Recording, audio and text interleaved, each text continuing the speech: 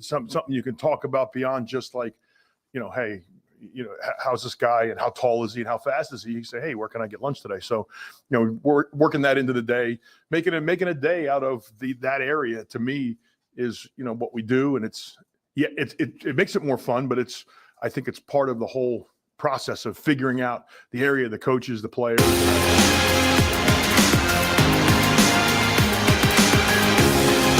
That was special teams coach Ed Foley over in Lincoln yesterday at a press conference. Terrence Knighton also spoke. We'll get into that in a moment. It's Coffee and Cream in the morning on Hail Varsity Radio, powered by Currency. Damon Benning, Andrew Rogers, which Damon looks dapper today. I don't know if anybody else is watching on YouTube or Twitter right now, but he's got what looks to be a jacket that kind of gives trench coat vibes and the hoodie underneath, but the color of the hoodie I'm really digging. Cream. Coffee. And cream. Coffee. Cream. Oh, I thought you were just wearing the black and white for coffee and cream. Oh, yeah. I don't know. Why do you look so good? You're making me look like a bum over here. They just pulled me off the street. The 32-and-a-half-year-old carpenter that lived a life for others. Bless me coming out of the womb. I don't know. Why do you look so good? What?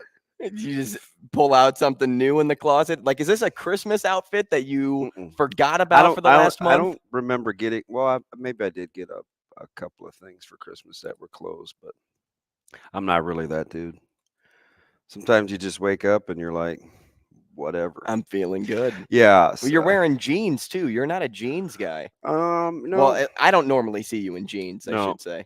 Well, you see me at 6 a.m. in the morning, so that is a lot of things you probably don't see. But I've also seen you coach at night, and you're also wearing sweatpants. Yeah. Well, we have to wear black pants, and not a black jeans kind of guy, and I wouldn't coach in jeans. So I'm not asking you to. So I'm giving you a frame of reference for you don't see me in jeans. So you're jeans middle of the day. I'm jeans whenever the flip I feel like it. How we got on my wardrobe this early in the morning it is very Andrew Rogers. I like it. I mean, it's kind of weird. It's kind of weird. No, I pay attention. Well, did you pay attention to your Blues last night? Did I watch the Blues last night? Let me see how many NHL games that were on TV last night. Oh, wait. One. So, yes, I watched my Blues cough up a 1-0 lead. Then it was 1-1. Then it was 2-1. Yeah. And then it was 4-2. I don't know. It's kind of blink and it's 4-2. Does the NHL seem kind of spurty this year? It seems to be a year of a lot of unanswered goals. They just go on these little mini goal scoring runs, and the Blues aren't one of them ever.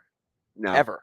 Now they don't really have a well put together team. If you look at their lines, oh, here we go. It's like you do go who's that guy? You do go 2.5 lines deep. Who's that guy? You need a checking line too, by the way. Not very physical. No, Barbashev is probably the most physical member of the team, and he's on the second line. Not to be confused with the stuff you shave with, right? No, Barbasol is what that is. One of those deals. No, the Blues are not good, and I don't really feel like talking about them just yet. But we should talk NHL here later on in the show because Bobby Hull died yesterday. Yeah. Bo Horvat got traded yesterday. We can talk a lot about that because what was Hull? He's 84? 84, and he's not the most well-liked individual in the sport. Very, very intense. Is that? You don't want to dance on anybody's grave. Let's just go with edgy. Let's just say people didn't like the way he carried himself. Yeah. Outside of hockey. Yeah.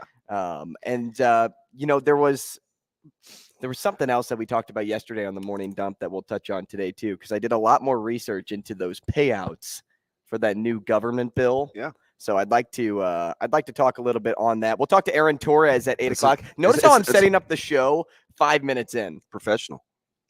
Taxation without representation, man. I think that was part of a Shane, was that on like Saturday morning specials, like the whole I'm just a bill and conjunction junction, what's your function and all that? What's your function? Yeah. It probably was. What? That is taxation without representation. And the little kid with like the little. You're insane to remember that. What was that from? It was. I know the cartoon. I but Schoolhouse Rock? I think it was- Schoolhouse Rock. Yeah, I am insane. You are absolutely nuts to know that. Like, Yeah. was Zoe watching that this morning? No, so does that stay on your mind? Zoe was asleep, upright, on the couch this morning in her blanket. She gets Like up. just sitting. Yeah, she gets up, right as I'm getting out. So I start her bath water. And so I start her bedroom door open. And she kind of Is it waits. like Pavlov's? She law? doesn't like Pavlov's. she doesn't Pavlov. Is it like Pavlov's? Like where When she hears the you shower, hear she the knows to get shower, up. she No, but so of course we had to put on the little Spidey Man show because that's part of Yep. the routine. So usually the she's just Amazing waiting. Spider-Man and Friends or something. Yeah, but this time she was just asleep between the crevices in the pillows, keeping her I've been upright. there, done that. And I gave her a kiss goodbye, and I was like, "Whew, you too young for morning breath, kiddo." And she's like, "Eh." She's like, Bad dad. just Bad blowing dad. it in your She face. has this great big old full head of hair. She looked like a baby lion. What are you What is doing going over on there? in the background, Shane? Can you turn your volume down? Shaner, what you doing over there? I mean, seriously, what's going on? Dude, Was that a little smiling better? over there. Was he? he was throwing things around this morning like What were you Osai listening was to? throwing Were you around listening Patrick to Mahomes on Sunday. Cornhub podcast or something? Did you say Corn Hub? Yes. Thank God. I was just saying. Just saying. What'd you think I said, Drew Down?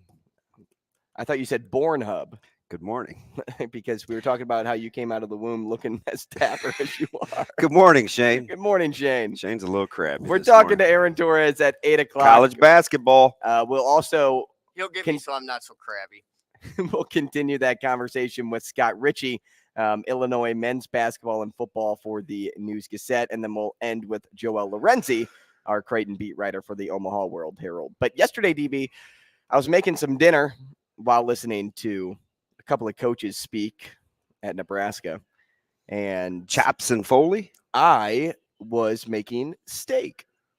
I A made really some- nice steak on the stove. I don't have a grill just yet. I made steak yesterday A little too. cilantro, a little thyme in the pan. I like that. Did you get any rosemary? A little rosemary Yeah. in the pan as well. Did she have a baby? No. The movie was traumatizing. I mean, we're talking about birth. I was just thinking of Rosemary's Baby. Sorry. Although this steak was my baby because, oh, man, was it tasty. Really? Perfect medium rare. So I had Perfect. salmon on the smoker for the youngins, which I started 90 minutes In the new edition. for salmon. No, I outside. No, I'm saying like the new addition to the youngins. Yes. Wasn't there a new face at the table? Yes. Nice. Yes. So she's pleasant. She's fantastic. But anyway, in the skillet, I did a fillet. So I did not use rosemary because I'm not a rosemary guy. But there was a smashed shallot. There was the squeezable garlic, not the good stuff. I didn't feel like, how they use the Right. flat edge of the knife. And yeah, your boy wasn't doing that. You don't master chef it. But I did yesterday at the store grab some garlic parm butter discs. They were only like a quarter. So I got like 3 and dropped one in the skillet. And so so I think I have the technique down. 3 and 3, hard sear. I get the sides. Then the oven is on 400. The skillet goes in the oven. Alexa, please set timer for 4 minutes. 4-minute timer. Would you like to name it? No, Alexa, just start the timer. That's how me and Alexa get down. Put the skillet in, and the steak was 129 temp. Yes. Beautiful. Oh. So I had some. What is that on the scale? Medium rare. So I had some old chimichurri that I put in the back of the fridge for longevity's sake, because I got it from here 2 weeks ago. Safe to say the chimichurri was no longer really, and it's natural Prime. good state. So I just went ahead and tossed that. I tossed the whole container too. Are you a what do you call them, Shane? Are you a Tupperware guy? Yeah. Yeah. So I swap out Tupperware about once a year. Do you know why? Why? Because if I can't find the lids, I'm not rummaging. So we're gonna go ahead and start anew. So you won't look through your bin of lids Nope. to find the right lid. No, You will because resort to driving to the store, getting a it would new be set. it would be the best $6 I've ever spent because I'm a man of principle, Andrew. All right. When you put away Sound a little bit like me. when you put away the Tupperware, it's not that hard. Lids should go on one side, Tupperware goes on the other. If it's a circle, stack the circles. If it's a square, stack the squares. That way, if I get a square Tupperware, I am looking for a square lid. I look over here, pull, pull. Got 'em Somehow both. over time, it gets away from us. Is Not- it you or other people? Well, if I'm talking, it's probably not me, but that's not neither here nor there. So we just start over. That's insane to me. Why wouldn't you just search for the lid? I don't know. You're wasting more time Well, it only by happens. grabbing your keys. So there'll be about 3 or 4 times a year where I'll rummage, but at some point I'm over it because I hate mismatch Tupperware. Okay.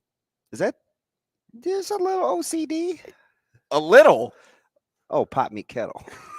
Okay. Au contraire, mon frere. Okay. Um, But I won't drive to the I- store to get a brand new set of. What did you season your steak with? Are you a kosher Condensed. salt, pepper guy, a little garlic, No, Montreal? back when it was warm outside, I know it feels like a long time here in Omaha when it was warm.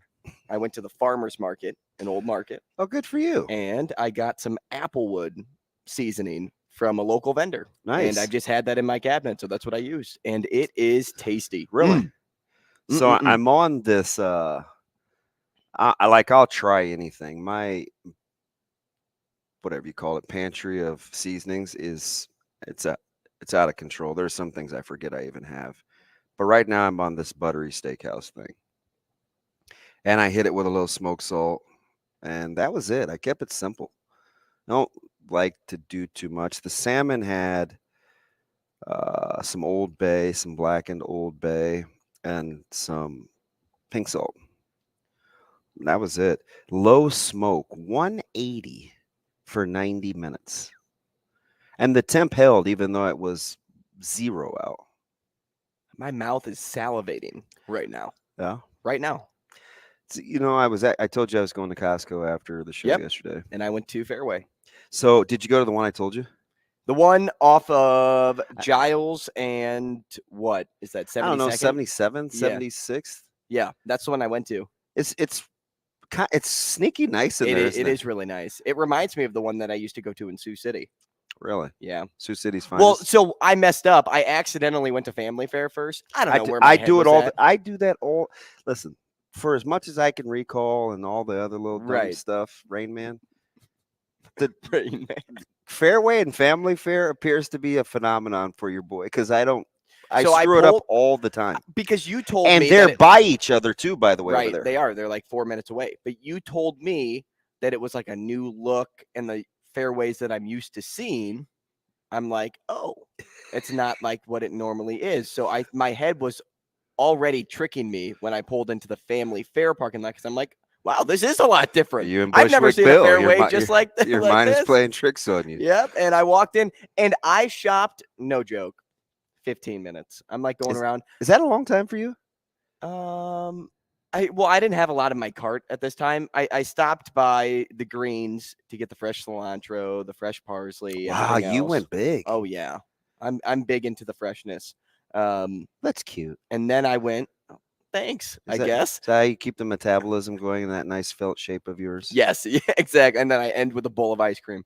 And then I went back to the meat market. Yeah. And I'm like, this doesn't look like Fairway. The selection wasn't very good. I'm looking at the salmon. Aw. And I'm like, this salmon looks like it got hit by a bus. And then I realized I am not in the right It's store. Andrew Rogers working on my endorsement for Family Fair. Wah, wah, wah, wah. I don't know if we're ever going to get them on this show after this. I'll tell you what, though. What Ryan said, I just set off his Alexa timer. Oh, did you? I think it must be audio, and so sometimes when Just you keep say, saying it. "Hey Alexa, set timer for 4 minutes." 4 minutes. Hey, Alexa, call Ryan a jerk. I'm sorry. What is her answer now when you ask her like a hard question? I'm sorry. No, that's probably not what Alexa says. Wouldn't shock me, though. She has some random answer. Yeah, like, I can't answer that right now. Hey, so I'm annoyed, right? Because I watched Enemy of the State when I was in high school, and I know that all of a sudden we'll have ads on our computer of things that we talk Sure. about. So do you realize I turn off Alexa until I need her? That's weird. That's Yeah, really weird. So yeah. you unplug her? Yeah, oh yeah. And when I plug her back in, she's telling But me I don't that she's hate finding that. my Wi-Fi. I don't hate that because there are so many conspiracy theories out there. Well, have you ever looked at her and she's just like blinking at you? Yes. Uh-huh. Oh my goodness. I'm like, hey, Alexa, have. yeah. And I asked My her. parents are probably like Listen, cheering. so right I now asked. at home. So I asked her. I say, Alexa, is there a message? No, but you do have 3 notifications. You have buying and I'm like, why do you want to get my attention? Let's turn you off. Do you ever right? play the games that come with Alexa? Like No. Jeopardy, categories, Absolutely things like that? not. No. You should. While you're cooking, great time passing activity. You want me and Alexa to connect? Mm-hmm. Yeah, you and Alexa. Me? Just don't spend too much time with her. Yeah. Sounds like one of those answers Jim Boeheim would give last night. Wowzer. Good college basketball slate yesterday. Kind of for a small sample size Right. of games, there were some really good games. And apparently, Drew Down, Texas must be better than I want to give them credit for. You don't want to like them, and they keep winning. Mhm. So apparently they're good. And Baylor was looked at as a projected Final Four team. I wish Baylor could find a way to get easier shots in the paint. They shoot a ton of jump shots. And we lost my All-American and finally got the diagnosis. He's on Mike Miles Jr. from TCU, who's quietly having a very fantastic season unless you're a hoops head because you think TCU and of course you think quarterbacks. But I was thinking TCU and thinking hoops. Detroit Red. That's what I like to call him sometimes. Is Dylan Mitchell, I'm going back to Texas here. Is Dylan Mitchell overhyped? Or is he just still young? I think he's young, but he had the 3 plays in a row and the broadcast went crazy. He had the put back dunk and then he had the nice pass. Like, and you would have thought he ended No, I know, with like 20. 15 to 20 points. Yeah. I mean, and he ended with what, 4? I get it. But I'm all about hyping the kid up, but I mean, all season long, it's been NBA scouts are in the seats to watch Dylan Mitchell. He was the 3rd best recruit coming out. So the dude is George, though.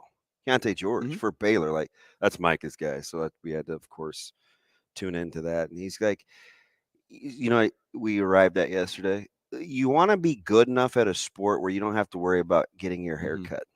Because apparently, like, when you're younger, you want to like look good, play good, so you go get a haircut. But apparently he's noticed the older you get, they don't worry about getting haircuts. Because he went down the rabbit hole yesterday of an old back and forth between Shaq and Kevin Durant, where Kevin Durant tweeted at Shaq, like, Shaq, ball?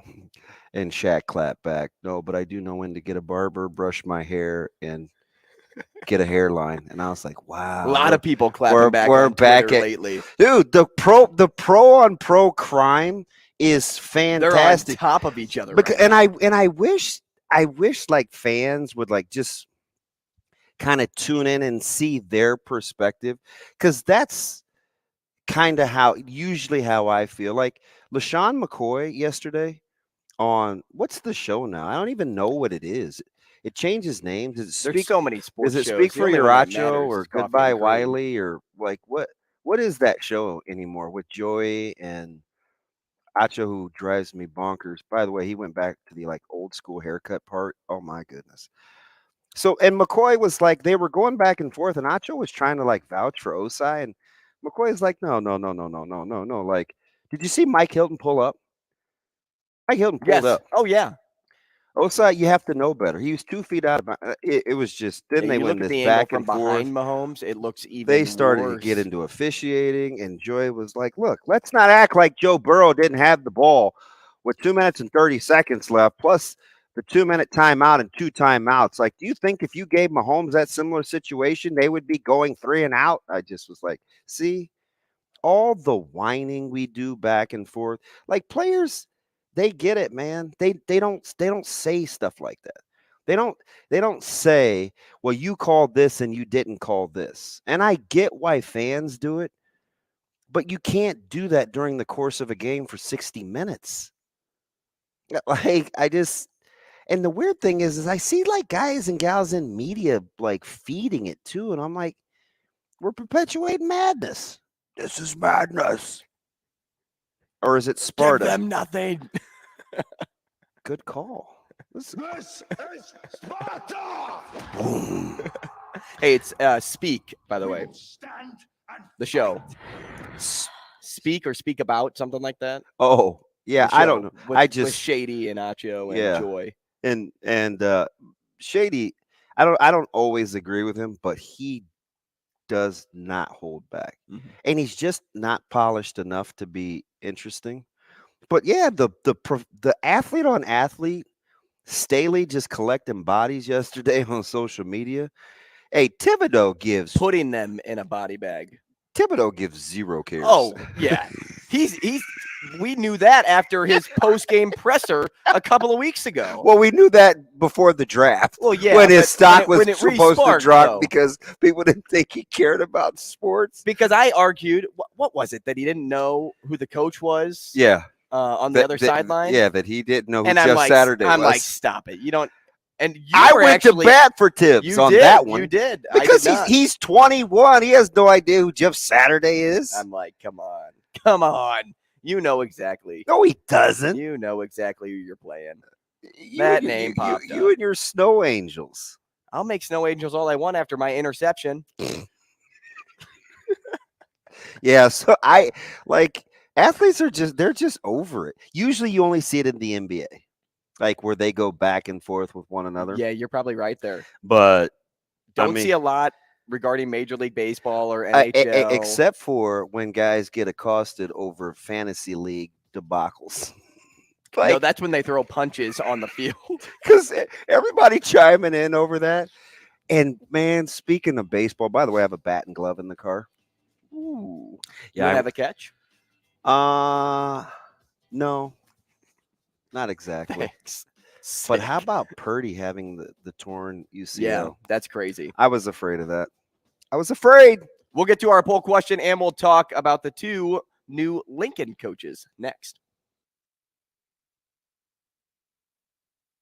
Rogers and Benning will be back in 5 minutes.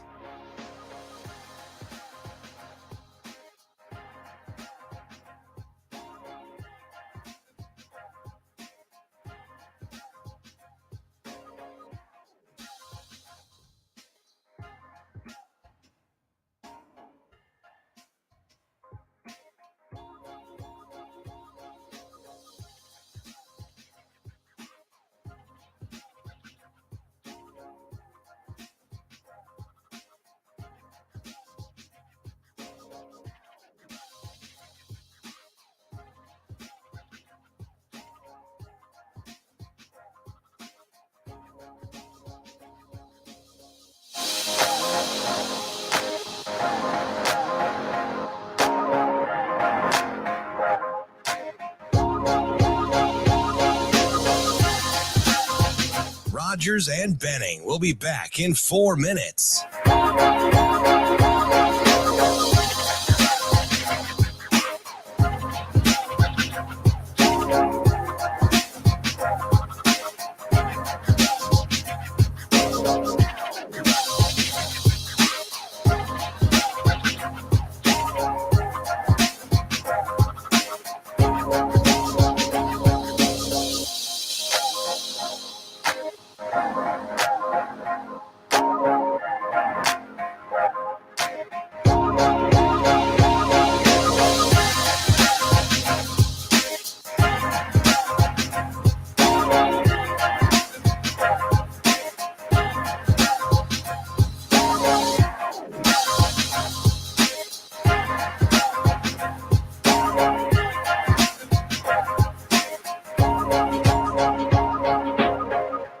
Rogers and Benning will be back in 3 minutes.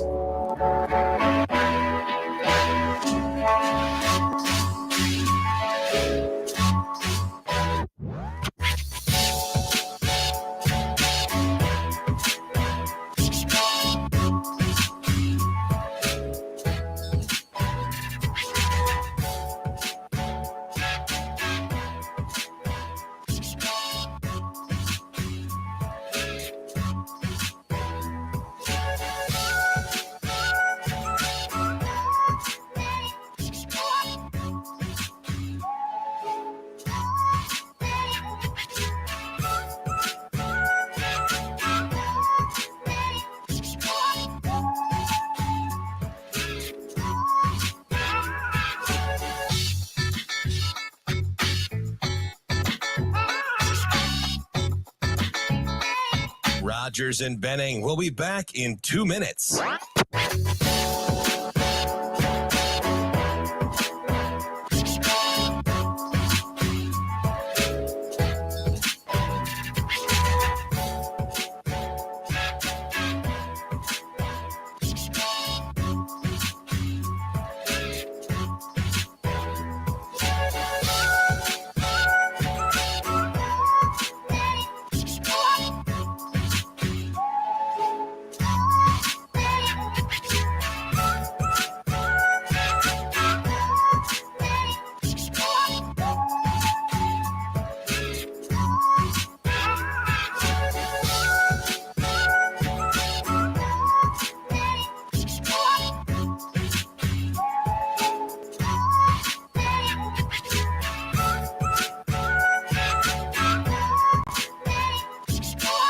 Rogers and Benning will be back in 1 minute.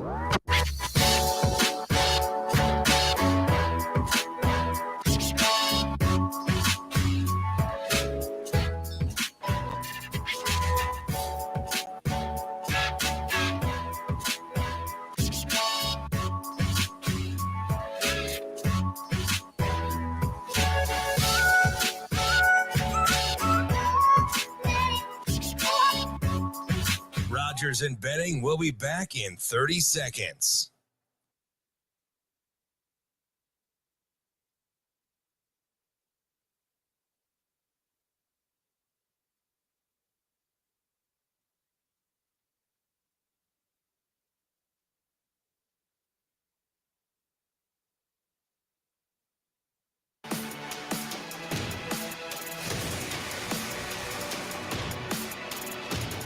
Coffee and Cream with Rogers and Benning on Hail Varsity Radio.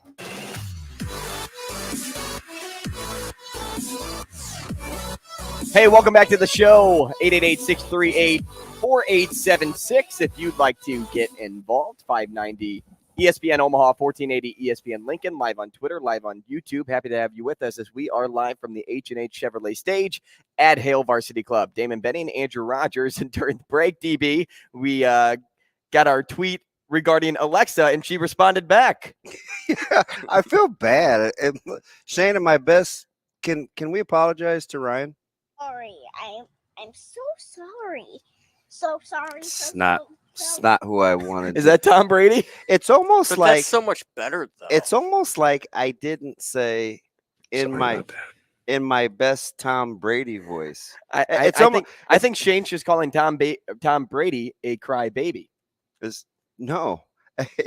They were debating whether the Dolphins should pursue Brady, but I felt bad for Ryan because he said, did I say jerks? Because I hope not, but he said. I did. Because you said. Yeah. You said, hey, Alexa, and I said, hey, Alexa, call Ryan a jerk. You have several contact names. Ryan's a jerk. Which would you like to call? Which is a great comeback. A fantastic comeback. Dude, I'm telling you, though, Alexa is creepy.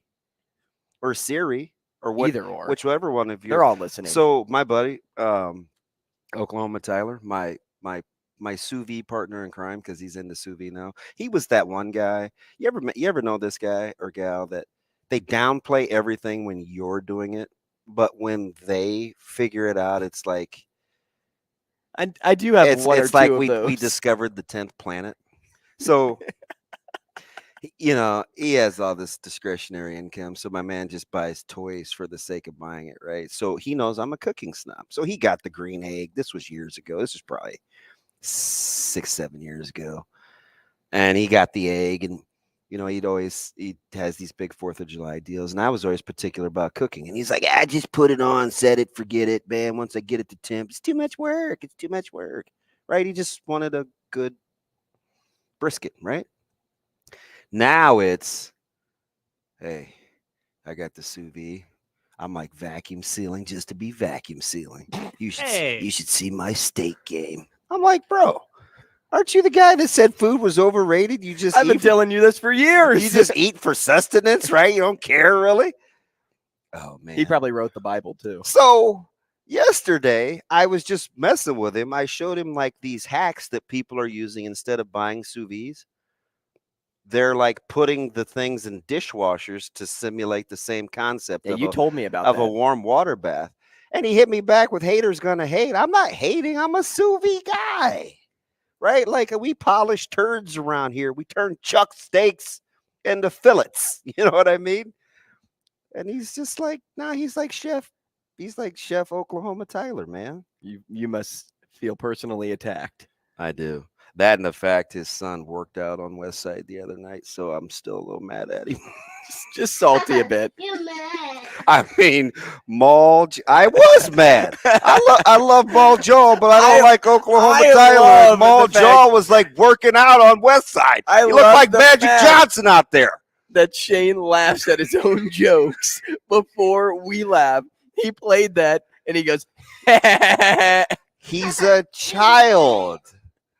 He's a child. Don't make me go Joe Staley on you, Shane. Oh, I needed a laugh today, though. That Hey, was good. Our poll question of thank the you. day. Shady McCoy roasting Acho was one of the funniest things I've seen.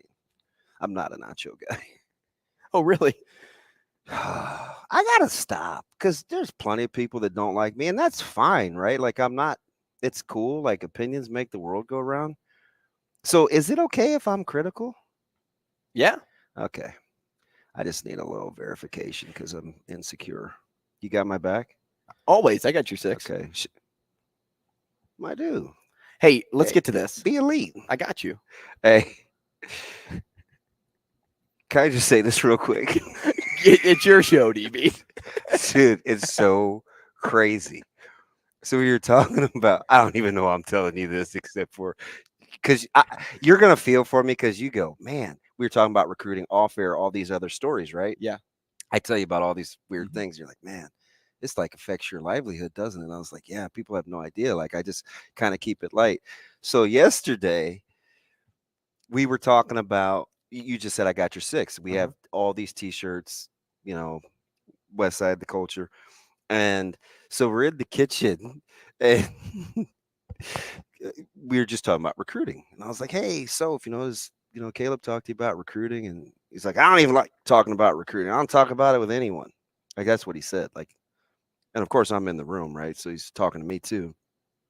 And he goes, we were just talking about sayings and being authentic. And he goes, hey, I'm dead dog serious. I shouldn't even say this on a local radio station, but he's in the kitchen and he goes, well, Coach Fleck, before the dead period, did send me a text talking about having an elite day. He asked me how my test went. And I go, did he say be elite? And Caleb goes, yeah, he said be elite. He goes, man, I love that guy. There was this awkward silence in the house where everybody was like, Did he just say that? hey, Jay goes, we're not doing maroon and gold. Out loud? Yeah. Yes. And what did he say? Nothing. He didn't want to get into it. Tell me this because I need to know. Oh, Because most teenagers are the same. Is he a new person whenever the girl's in the house? Like, No. does he try to be? No. We didn't something see him different? for 15 minutes. He walked away. He was downstairs. He's yelling upstairs about all this stuff. When she first got there for dinner, he was downstairs for 15 minutes before he even came upstairs. And she was in the house. Yeah. That's amazing. He goes, What a power move. He goes, what were you guys talking about? I go, I can't even remember what I said. You? Yeah. He goes, sound like you're having a good time. What's up, Sophie? I was like, You sound like you're having a good time. Hey, what's up, babe? oh, it's funny. It's funny you play Foreman too when I bring up PJ Fleck. Oh. You have no idea how funny that is. Hey, let's get to this. Our poll question of the day. Hey, Oklahoma Tyler said, "Man, I don't like you." I don't know if I'm ever going to get to the poll question.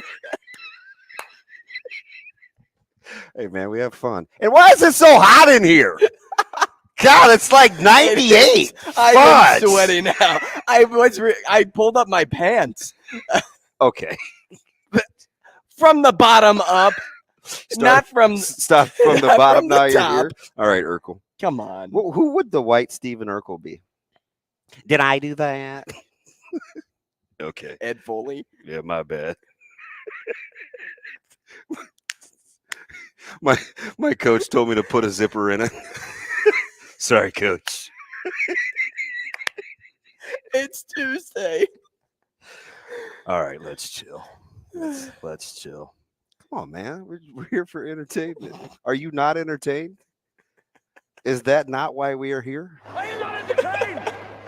Are you not entertained? Man, your head is in a tornado of thoughts. It's one thing after another. It's like, oh, it's coming out the right ear. It's coming out the I'm left still ear. traumatized by the Be Elite thing. Give them nothing. Be elite for a test. Oh, all right, poll question. You sure? I'm ready. We're good? I'm ready. This fits the mode. I need to This take fits the mode and the mood. I need a drink. Hey, our poll question of the day: does Ed Foley make anyone else instantly think of Matt Foley?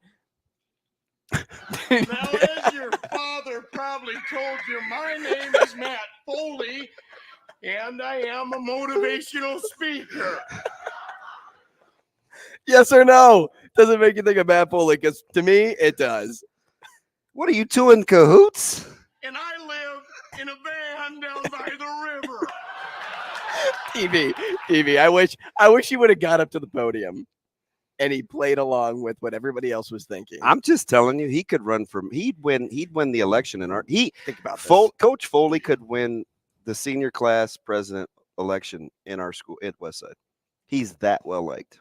Think about if he would have stood up in front of the podium. I'm gonna stand up like you. He stand when Did I do that? And he's like, "Now you kids are probably asking, hey Ed, how can Nebraska get back on track?" Okay. Well, I'm bunking. I'm with you And I am a motivational speaker. because I'm tired of living in a van down by the river. And I live in a van down by the river. Wow. He did have a nice little piece on Albano, though, in the kicking game. In all seriousness, after that. Just trying to land the plane. What plane? I don't even know if the plane has wings at this point. That's the one that Tattoo was on. Mr. Work. I don't think that would even be politically correct anymore. Could Fantasy Island, I don't know. Shane, I need a life preserver. Could Fantasy Island be on television today? Well, I wouldn't see why not. Yeah, you do have a job. That's true. You know? Yeah. I mean, The show. tattoos are. He's not with us anymore, so he couldn't be on it, and neither is Mr. Rourke. Chris P on YouTube says initially he reminded me of Gordon on Dodgeball. That's a good one too. More coffee and cream next. Rogers and Benning will be back in 4 minutes.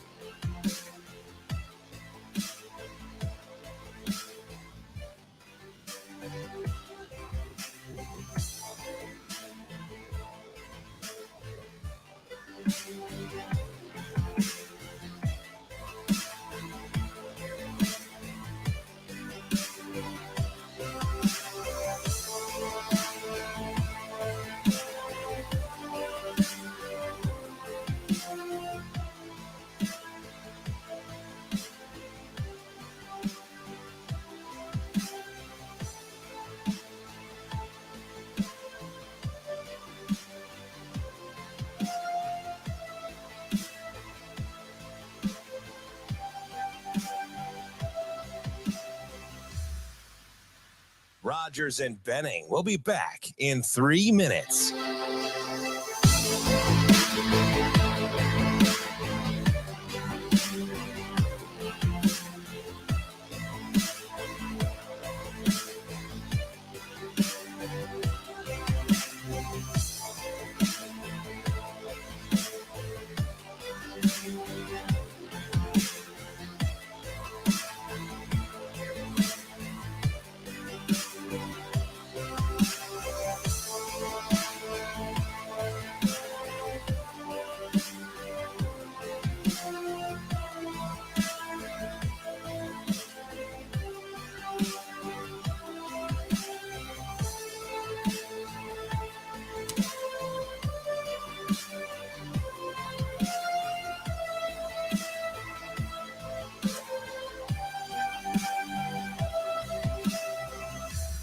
Rogers and Benning will be back in 2 minutes.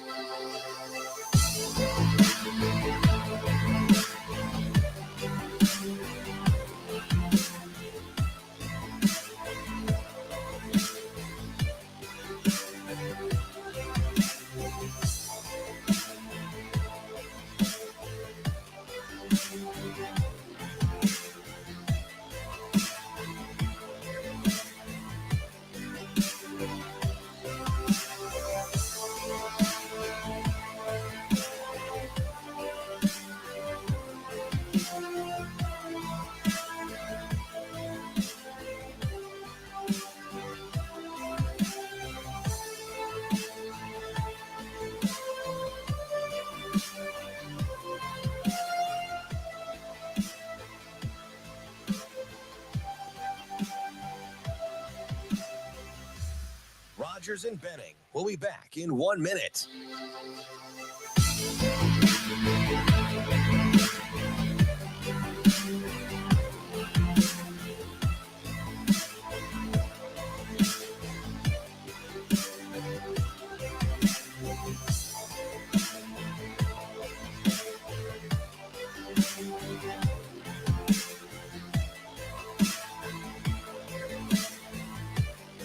Rogers and Benning will be back in 30 seconds.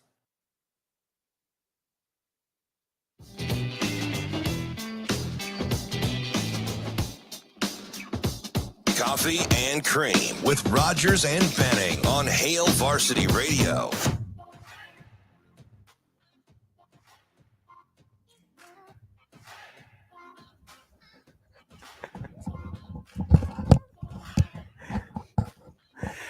Hey, welcome back. Coffee and Cream in the Morning on Hail Varsity Radio, powered by Currency. We should start this thing over. We should do a whole new show. Strictly here for entertainment. We haven't done one thing of work. You know what our bosses are probably thinking about right now? That we Why? make them a ton of money. Fair. Okay. I was thinking more, why did we put these two guys on air? Yeah, for a couple of guys that just do this little small show, cash register sure does cha-ching. Let's not get it twisted, fellas. Hey, way to stand up for us. Dude. What, was that a bike bell? was that supposed to be a cash register? It's old school. It's just Pee Wee Herman moment. That's old school. That's what an old school cash register wait till sounds like. you see what happens absolutely. if they try to put me in a polo. It'll be anarchy. I can't wait for today. Dude, I'm not golfing. Like what are we doing? You didn't know we have a golf What simulator. are we, 10? We dressing up for school We pictures? have a golf simulator over at Hurrdat. That's what we're doing today. Dude, by the way, what if I was good at golf? Would that be fantastic? Would we spend more time together? Yes, because I would golf with you. However, I'm not very good at golf, so it works great. Yeah. I shoot about an 88 to a 92. I should have stayed with my guys at Miracle Hill because they have a teacher whose style, Mike Favre, who, like totally fit my style. He was patient. He knew I was special, so he'd like talk to me like on one knee. Like gave me confidence. I need that guy. Hey, I found your ball, DB. It's over here in the bushes. Hey, DB, you can play that. You can play that. Hey, you got out. Why does it have to be a bad shot? Oh, DB, hole in one. See, you like the rest of these professional athletes. You're mad too. on social media, just telling me whatever it is that comes to mind. I'm Huh? Max Homa for you. Wow. Have you ever seen his social media game? Yeah. Like Hey, he's a good one. Hey, by the way, what's the narrative for the Super Bowl? Is it the I think Kelsey brothers? I think Andy Reid's coach. Hey, Is so it how, the how many two black downloads? quarterbacks? Is it the Andy Reid Bowl? Is it the fact that the Chiefs are back again and nobody thought they would be? Can I just say this, full disclosure? I think I can say this. Am I in the tree of trust? I'm about to go full Will Ferrell here. Well, I'll tell you what. We already talked about SNL already. As an African American, I think I count, right? Last time I checked. Can I just tell you, I'm not a huge fan of intertwining the significance of two black quarterbacks during Black History Month. Do you know why? Hit me with it. Because I think at some point you could recognize something's uniqueness without and have it be a standalone deal without downplaying the significance, pitting it against something or with something else. It just happens to be February. Do you know what I mean? Mhm. Like Every year the do I have Super to- Bowl happens in February. I thought you were going to say every February is Black History Month.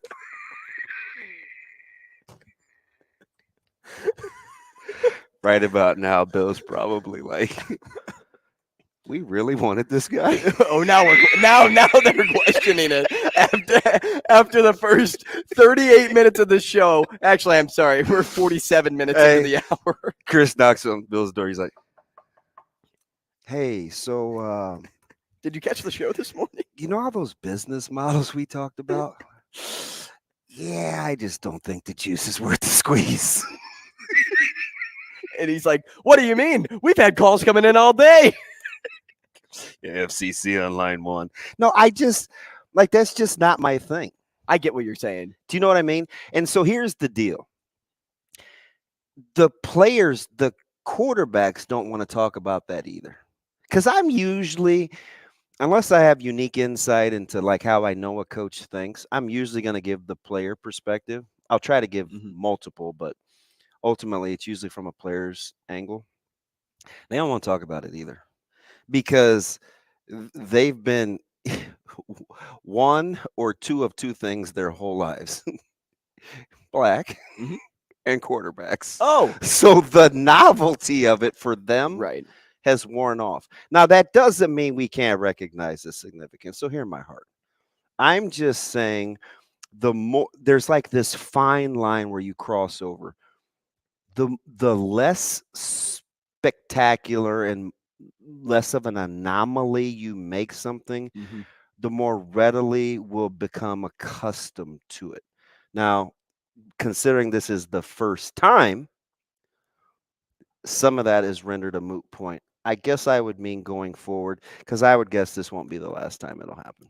No. This is the start. No, let's not say that, because there are a lot of folks that thought that they would get back to Super Bowls, and they're still waiting. I'll tell you what.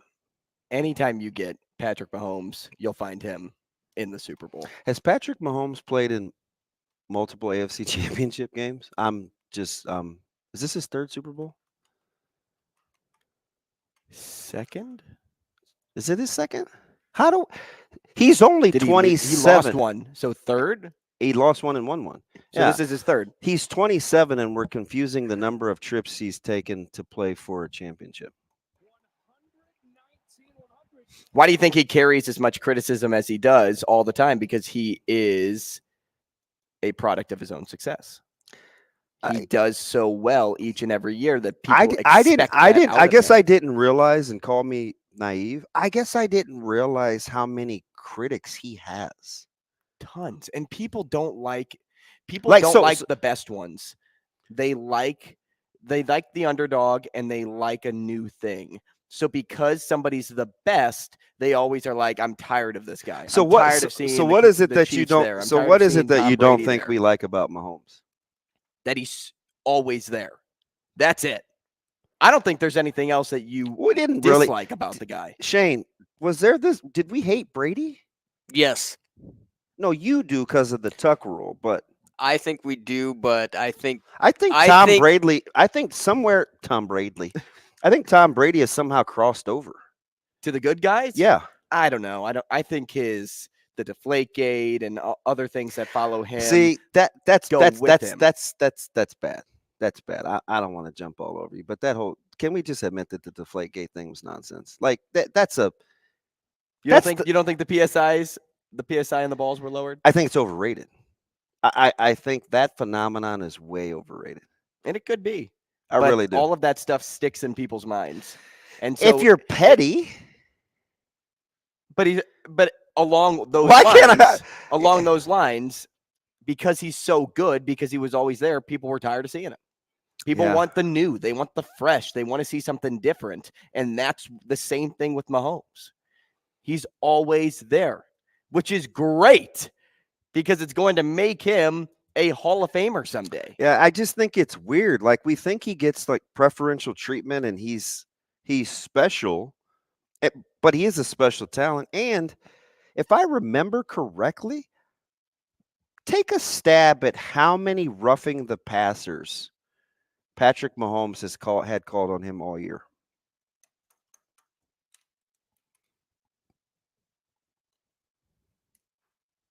What would be too high of a number? Well, it's part of the game. Let's see here. I'm gonna say there's no way, but I'm gonna say 11. 2. Wow. Yeah, so I don't get the whole preferential treatment thing. But he also gets the ball out every single time, so that doesn't shock me. Yeah, but it's not like he's treated differently. I mean, yeah, I used to get on my nerves with the no-look throws and the underhand stuff. But that says more about me than it does him, right? Like I can In realize regards if I'm to being petty his or kind of ability? being a hater. Yeah. And how he, I guess, just carries himself throughout the game. Yeah. I mean, He's unique. He's fun to watch. People like that, but they liked it so early that now they feel like. And do you ever wonder if it's maybe Chiefs fans that they don't like and it's not Mahomes? I could see that. I could totally see that. I worked with the most staunch of Chief fans, but he wasn't obnoxious, like no more than any other fan base. But why do Chiefs fans, I think, do they get a bad rap? They seem like they get a bad rap. The Chiefs? Yeah. Oh, yeah. Because we live in the Midwest, so we see a lot of Chiefs fans. But is Chiefs fans being passionate about their team any less of a No, it's just get on my it's nerves other- any more than how Vikings fans are total pessimists? It's Like all that's about- annoying it's too. all about people being salty that their team isn't the Chiefs. JP said sports fans are the pettiest. I get it. Sometimes you get a JP. fan who doesn't necessarily know how to take the winning because maybe their team was so bad. It's for just so human long. nature. And maybe when their team is winning, maybe they just come off as being, I don't know, a little bit arrogant or a little bit just, over the top sometimes. Like if your team was just so bad from the mid 70s and the 80s and the 90s and the 2000s, and then all of a sudden you got a great team, they just, sometimes a fan base doesn't necessarily know how to take that in stride. Fickle people, Brian. See, he's Fickle People Brian on Twitter. He's out of breath, Brian, for us. He says people are sick of Mahomes, Nebraska Furniture Mart commercials. But my buddy T-Mac, who's a diehard Texas fan, shout out to you, T-Mac, and your Longhorns getting the win last night at home against Baylor. He said his wife, wait, are they married now or is it still, they're married, right? Who? Mahomie and his, Yes. okay. Not that there's anything wrong with that. I think. They are. He said the wifey and his brother hasn't done Mahomes any favors, but we got to be able to separate that, don't we? Hey, you know how you said Deflategate isn't a big deal? What about banging trash cans in 2017? We're talking to Aaron Torres next. Rogers and Benning will be back in 4 minutes.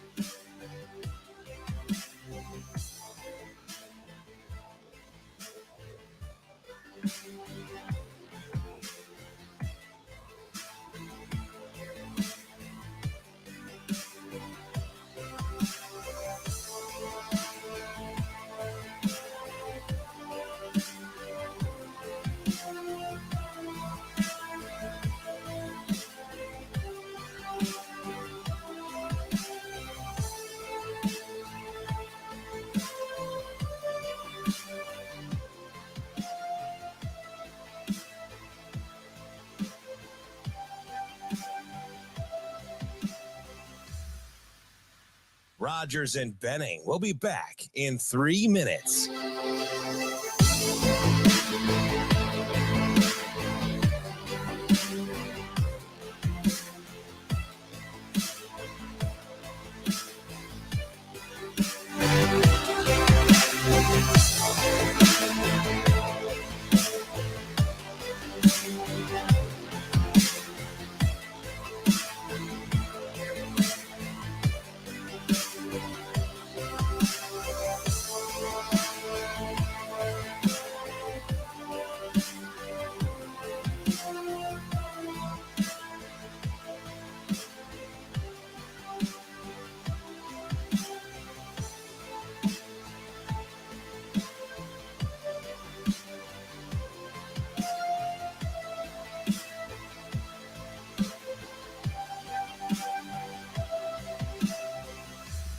Rogers and Benning will be back in 2 minutes.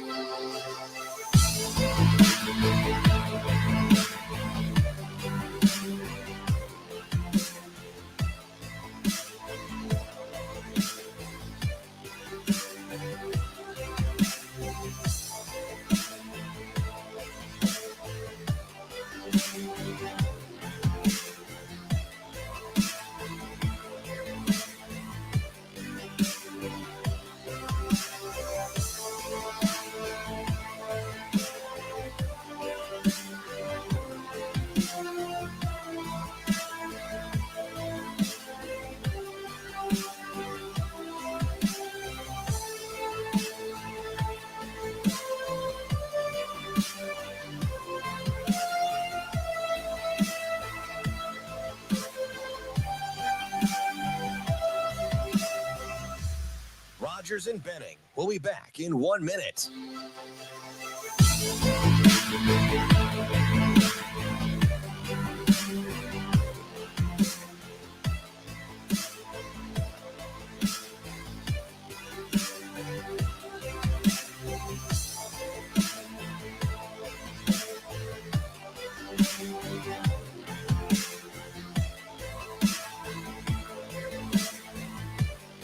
Rogers and Benning will be back in 30 seconds.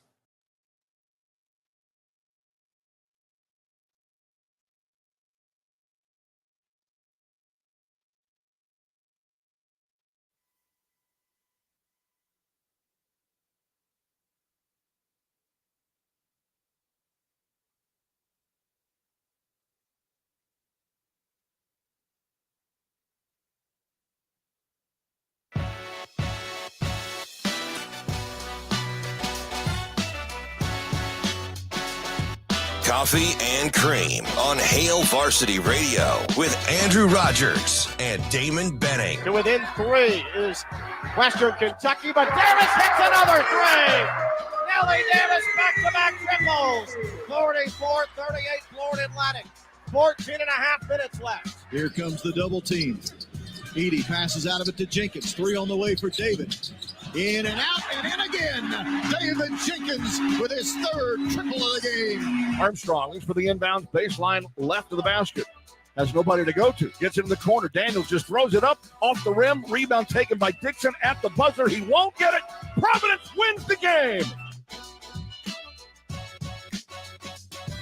Hey, back with you, Coffee and Cream in the morning on Hail Varsity Radio, powered by Currency. He's Damon Benning, I'm Andrew Rogers, and happy birthday, Matt Rule. It's Matt Rule's birthday, the big boss over at Nebraska. Is he the big boss? Kind of. I did say boss. He said I'm old. Get out of here. Matt Rule, He's happy younger birthday. than me. What's he, like 38? I think he's 46. I feel like I A guess penguin? 38 because all of his coaches are about the same age too. Before we move forward with Aaron Torres, we are looking to get him on the line right now. I want to take a moment to tell you about Dingman's 47. Collision Center. What's that? 47. 47. Oh, that's his age. No, they've been in business for 25 years, DB. 25. Yeah. I rule down. I meant 72 minus 47 Oh. Why are we doing math? because it's 25. Okay. I think I gotta ask Jamie. He's my math. Let's get back to Consultant. Dingman's here for a moment. They are family-owned, family-run local business here to work on your car and treat you, the customer, like royalty. And not only that, they treat other charitable organizations in town like royalty too. They have a give back program where you literally get to choose who you want to donate to after you take your car to Dingman's. It's a fantastic it's a fantastic way to stay involved with charitable organizations, but also for you to feel like you're doing something as well by taking your car to Dingman's. It's kind of it's a great formula for success. They work on all makes and models from Ford to Tesla's, 4 locations throughout the metro area, along with that standalone mechanical shop at 120th and Maple. If you need help, go to Dingman's, dingmans.com. Let's get to Aaron Torres now. He's on line 1. Aaron, good morning. Good morning, fellas. How we doing? AT, what's up, buddy? Not much. How we doing? I'm good. I gotta ask, man, because I follow you on IG religiously. When are we bringing back hoodie, AT? You know, I did the picks for years, and the picks got cold, and so first I went hoodless AT, and listen, I could. Guys, hold on. I can barely hear myself, or I'm hearing a crazy pushback. Like when I call, maybe Shane, maybe you guys can call me back. I'm sorry to do this live on air. Yeah, that's maybe right. You guys can call me back. Yep, AT, we'll give you a call right back. Shane, see if we can grab him again. He's working with Betfred too. He's fantastic on Instagram, and I only follow 12 people. But he's one of them. I need to Instagram. You have an Instagram? Yeah. See, that's the thing. I don't do IG. I don't do it at all. So how do you follow him? You made an account and you follow 12 people. So I made an account when my kids were under 8. That's how old it is. Really? Yeah. I don't use IG at all. Not even remotely. Is it really that old? I don't know. What do I look like? Social media maven? You said under 8. It's more yours, John. Put a label. 2010, 12 years old. Is that under 8? Yeah. So yes, Caleb would have been 5. That's right. Unbelievable. Yeah, he was not 8 because he was 2005. That was his birth year. Yeah. Right there. Man. What? I feel old, and I'm much younger than everybody else in this room. I am, and I'm kind of offended because Coach Rule said he feels old. He's 1 year younger than me. I'm old. Well, you feel old. That doesn't mean he can't feel old. It's all relative. That probably wouldn't work in him. So if you say you feel old, and Matt Rule says he feels old, why can't you both just feel old? That's a good point. I know it's a great point. Just ask you. We can't. It's still too much feedback, Shano. We got him. Aaron's back. Let's hear him. Aaron, welcome back, man. Sorry about that, fellas. There was a bad background noise, so I apologize for doing that live on air. No, you're good. I hope everybody's well. And to answer your question, when the picks get cold, you change up everything. And so the hood went hoodless, and then I went to no hood at all. And I'm still trying to get back on track. I had a really good year a few years ago, and picks have been a little cold, but we'll see, Andrew, we'll see. Hey, so it's interesting though, AT, because it's so topsy-turvy. We just saw last night, Texas Tech erases a 21-point deficit. Baylor finishes darn near right at the number. I think that was 4.5. How much of it has to do with the fact that Vegas is better too? Texas Tech was favored last night. I know. Right? No, it's crazy. And, what I would say too is I think because there's so much parity, from a gambling perspective, I think because there's so much parity, I don't ever remember for gamblers out there, I don't ever remember numbers moving the way that they have, because I think Vegas is mispegging them. There was, the Big 12 SEC Challenge was this weekend, and there were a few really good games. And I mean, just as an example, right? Kansas opens as a 1-point favorite against Kentucky. It's bet all the way to Kentucky -2.5, and then by tip-off, it's about a pick 'em. Tennessee open as a 7.5-point favorite. it was bet down to about 5 by the time of tip-off on Saturday night. So I think what we're seeing, and listen, guys, anyone who's followed me has heard me say this, but I think, most years when people say that the sport is wide open, I think that the narrative is largely not true. I think that for the most part, most years you can probably whittle it down to about 4 to 6 teams that can realistically win it every single year. This year, though, guys, it is legitimately wide open, where even the teams like Purdue, like Alabama, like Houston, I think have pretty big flaws. It's going to make for a great NCAA tournament, but in terms of trying to figure these teams out on a game-by-game basis in the regular season, it definitely makes things much, much tougher. We're speaking with Aaron Torres, Fox Sports Radio host Aaron Torres with an underscore in the middle on Twitter. You mentioned the NCAA tournament. Stay right there, because this is something that always intrigues me at this point in the year. When you look at surprises, there's always one team every year come March. Last year it was St. Peter's. The year before that it was Oral Roberts. With being just over a month away before the start of conference tournament play, who would you currently say is your so-called favorite team to watch when it comes to making a deep run in the tournament? Well, I don't think it's it's a surprise. First of all, I'll say right in your guys' backyard, I think Creighton, and I said this the other day after they beat Xavier, I think they're going to be completely misseeded. And, I saw them on their trip out to Vegas this back in December, where, first of all, they played a brutal schedule. I mean, you guys know, but they went straight from Maui to Austin, 3 games in Maui to Austin. They come home for 1 game, and then they go out to Vegas for 2 games. And then they have their Big East tournament Big East opener on the road. So, I mean, you have a 7-8 game stretch that's just brutal, but you lose 6 in a row, 4 of them without Ryan Kalkbrenner. So the record doesn't look good, but I think they're playing like a top 15 team in the country right now. So they're one that's not ranked, and they probably shouldn't be ranked. But, I said it the other day, I think they'll probably end up in that 6, 7, 8 range and just be a team that absolutely nobody wants to play.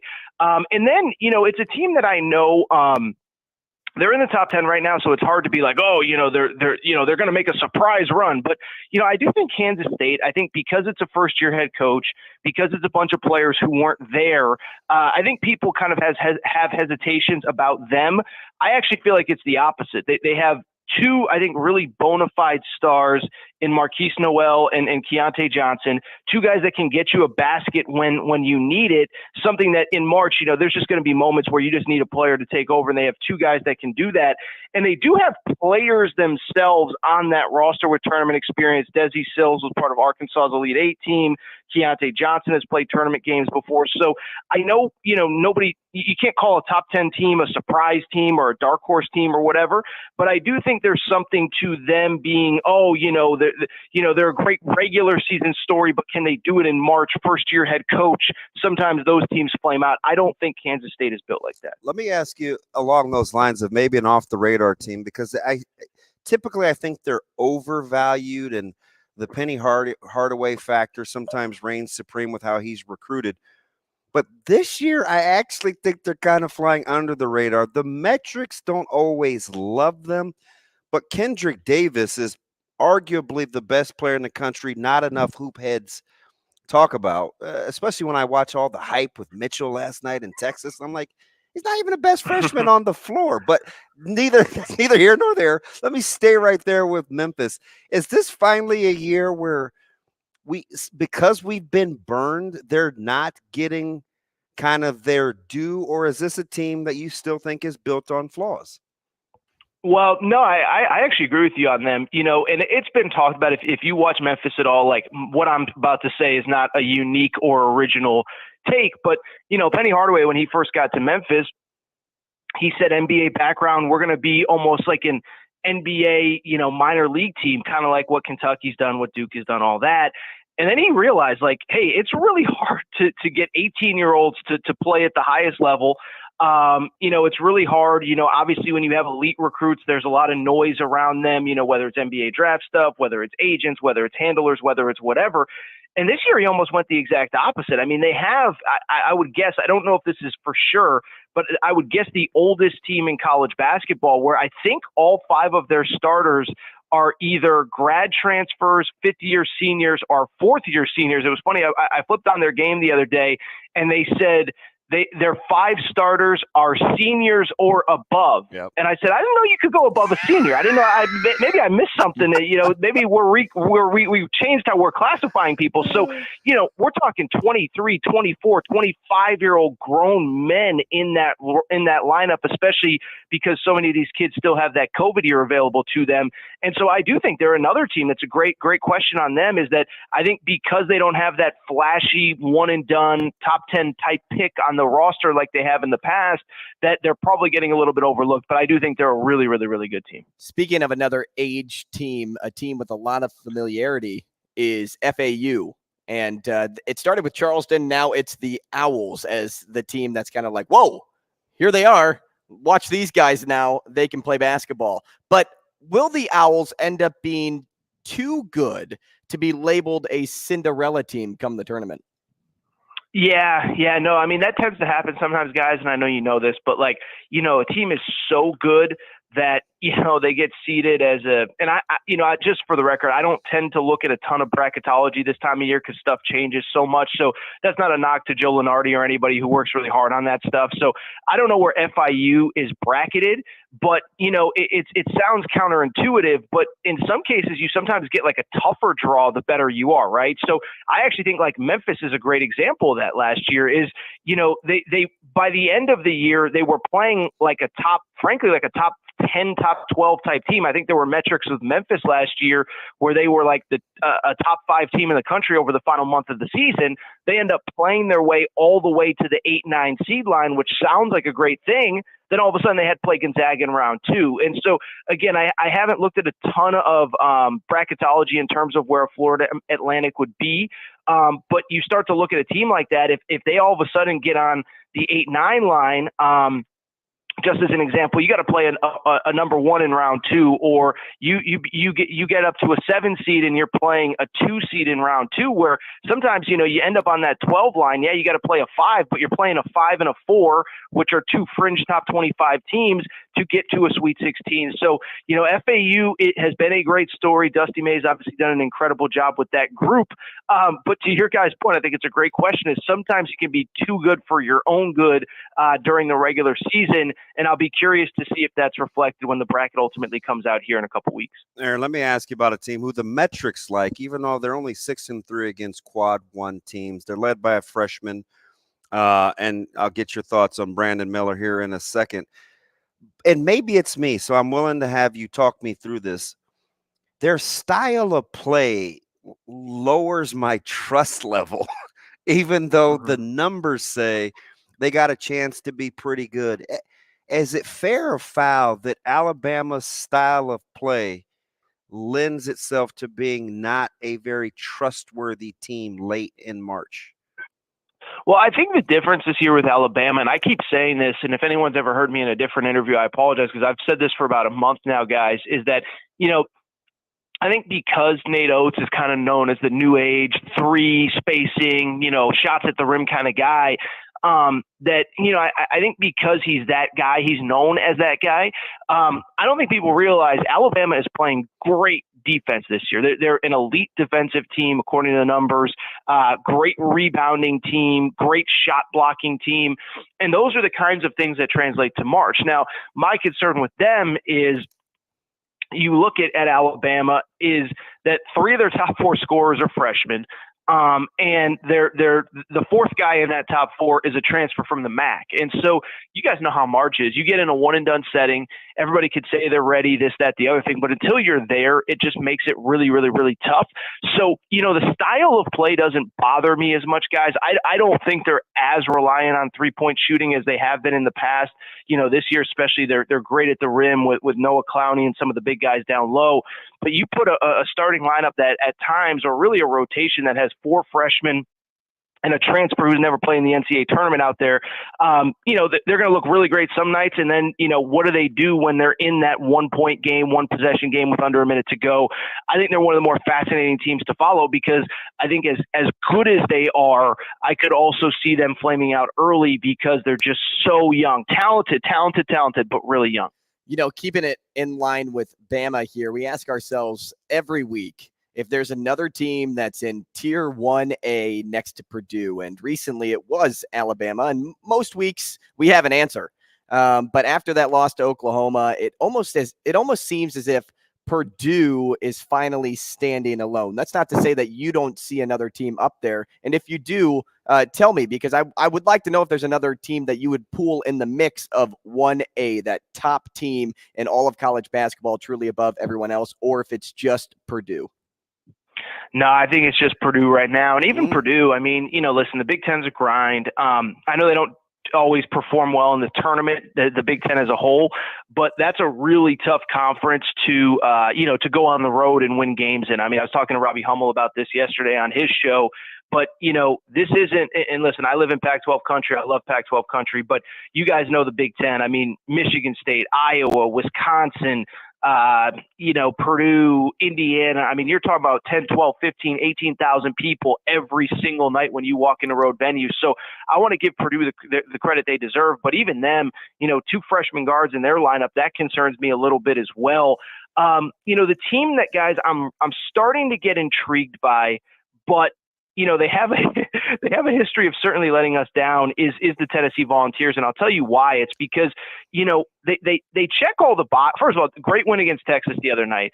They check all the boxes of older, veteran, been there before.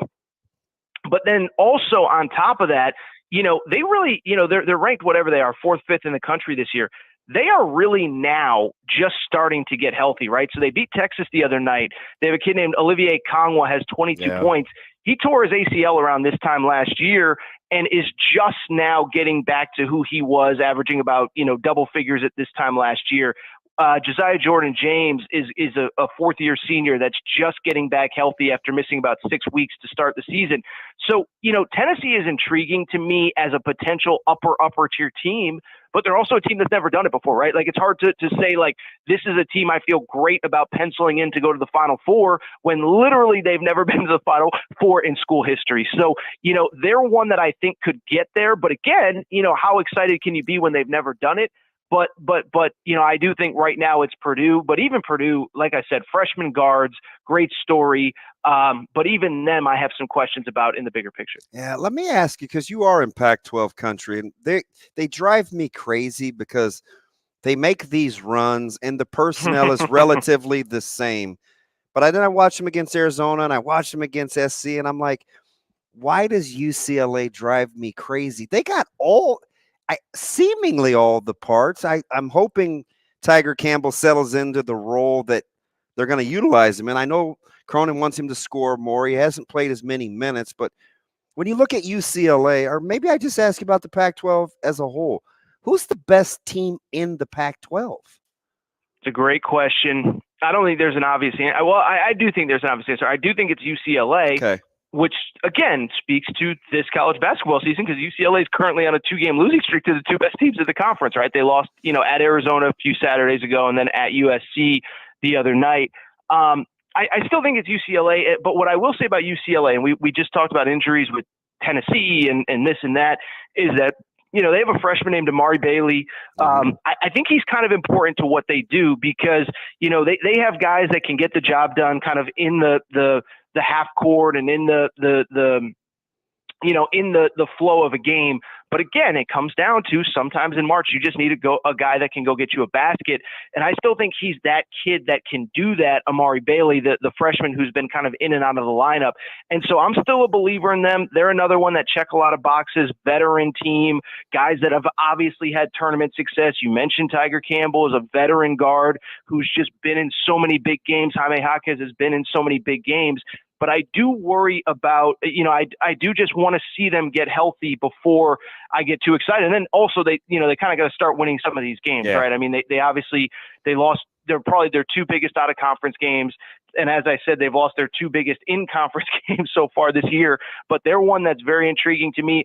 I would say I actually think Arizona is a little bit more frustrating to me because they're another one. They can go on a 14-0 run and look like the best team in the country, and then all of a sudden you look up and it's a 2-point game, against Washington State or Oregon or something with 2 minutes to go. So I think the Pac-12, I think there's a lot of question marks there, But I would also say, and I think it's a theme of the conversation, guys. I think there's a lot of question marks basically across all of college basketball right now. Got about 2.5 minutes here, Aaron. I want to ask you about a team in the Big East not named Creighton, because Creighton started the year as the preseason favorite, and then they kind of dropped off. But then there was a team that was at the bottom of the pack to start the year, and they've just been continuing to rise over and over and over again this year, and that's Marquette. They were preseason ranked 9th. Finishing 9th in the Big East, and now what are they, like 14th in the nation? Offensive machine. The big knock on them was they lost their key leading scorers from last year coming into this year. But what is it about this team that makes them so special, so good this year? You guys are asking a lot of great questions, and they're one of my just favorite teams to just watch in general. Listen, guys, it's cliche, and if you hear people talk about college basketball and Marquette specifically, but, Shaka Smart goes to Texas, and, he had great success at VCU, goes to Texas, and listen, guys, I know you guys talk a lot of football. We know it's a little different in Texas. There's a lot of cooks in the kitchen. There's a lot of people that maybe don't have a ton of experience running a program, telling you how you should be running your program. And so, he kind of was essentially forced out of there. He wasn't fired, but he kind of actively just kind of looked for another job. And I just think he got a fresh start where he's able to do it his way, sign the guys that he wants to sign, play the style that he wants to play. And they're just fully bought in, and they play so hard on both ends of the court. I think I said this, but they're one of my favorite teams to just watch in general. And they're not filled with 5 stars, but they put so much pressure on you defensively, so much pressure on you when they have the ball offensively. And they're one that I'm really, really intrigued by because, last year they got off to a really hot start, and then by this time they started to flame out a little bit. They're one that, maybe isn't on the radar of people right now, but, would it surprise me if they ended up as a 2 or a 3 seed and making a deep run? It wouldn't. Again, I just want to see it because last year they kind of were on a similar trajectory and flamed out, but they're one of the best stories. And I think what it comes down to is, the cliche in college sports of having the right coach and a bunch of guys that believe in what he wants to do as a head coach. Everybody's aligned in that program. Aaron, we appreciate it, Always man. so Thanks good, so much. AT. We need to talk again soon. No problem, fellas. Thank you, guys. Thank you for your patience. Sorry about the technical difficulties early, but excited about it. Hey, You're a good thanks man. for working Thanks, with Aaron. us. We appreciate you. Scott Richey up next. Rogers and Benning will be back in 5 minutes.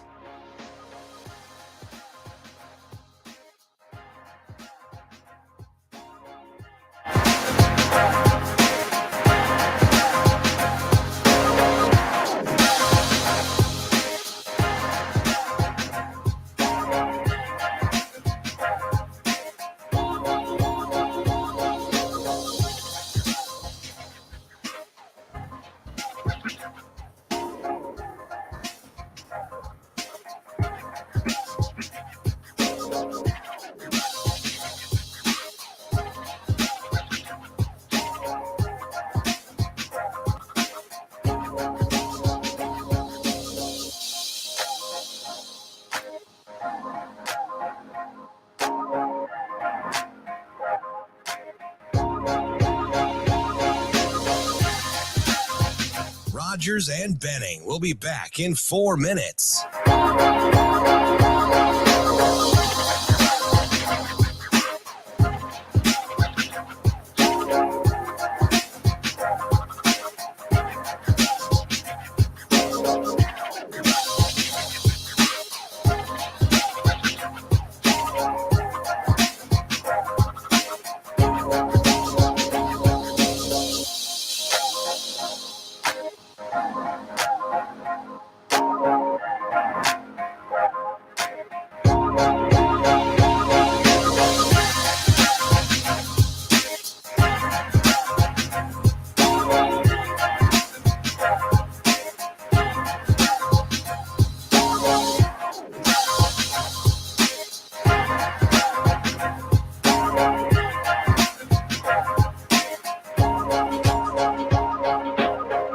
Rogers and Benning will be back in 3 minutes.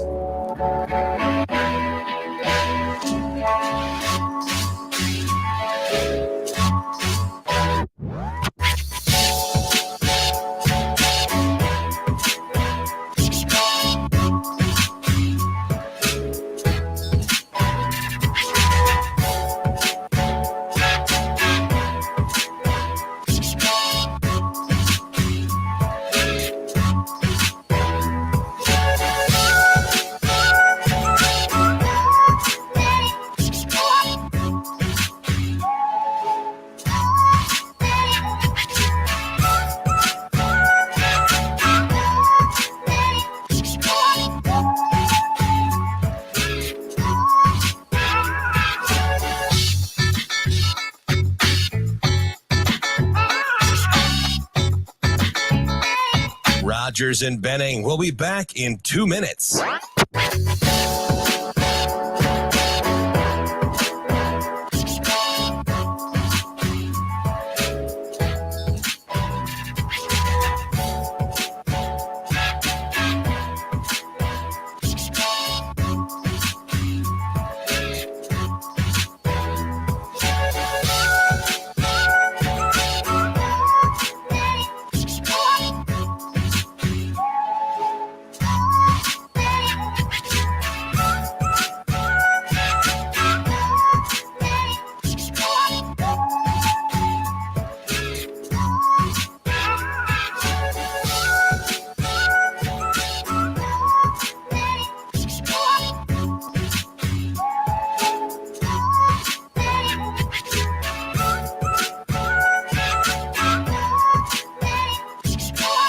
Rogers and Benning will be back in 1 minute.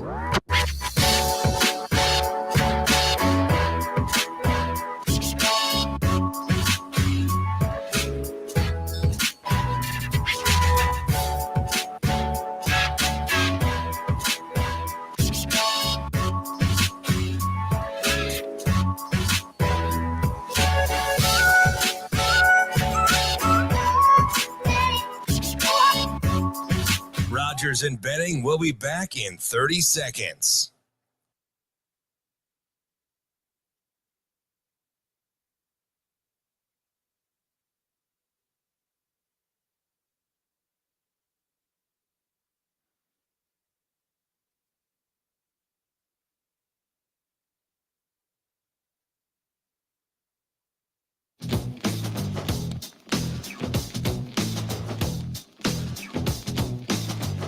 Coffee and Cream with Rogers and Benning on Hail Varsity Radio. Jimmy Allen, the 6'6" senior preseason all Big 12 team. Shannon pulls up three, and it's good.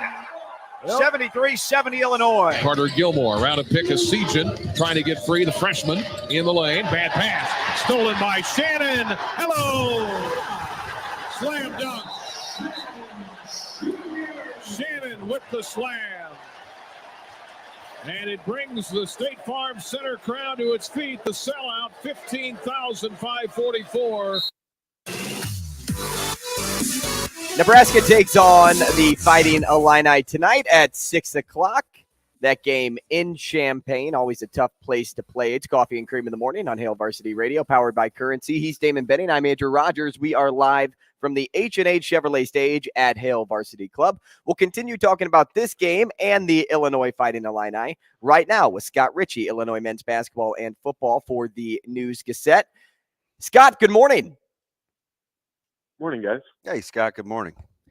Hey, Scott, Illinois is heating up at the right time. You know, the Illini have won 6 of its last 7, which is probably good because I don't know how many more years Brad Underwood could have afforded knocking off his life with how frustrating things have been in the early going. So what really sparked this turnaround for this team? Well, I think it was Brad Underwood's willingness to have everything he was doing offensively and defensively and start over during the season. And I don't know how many coaches might be willing to do that, but on offense, you know, they moved from, well, they still run a little bit of 5-out.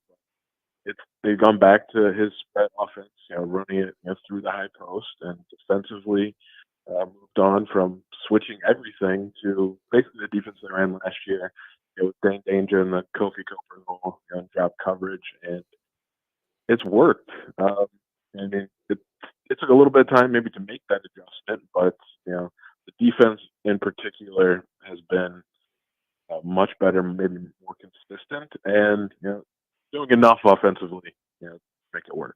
Yeah, I want to stay right there with Dane Danger because I think, listen, I get it with Trace Jackson Davis and Edie. There are a lot of bigs that folks talk about other than Dane Danger, and it's not necessarily any one particular eye-popping stat other than maybe his blocks per game, but he seems to be so integral to what Illinois does when they're going well.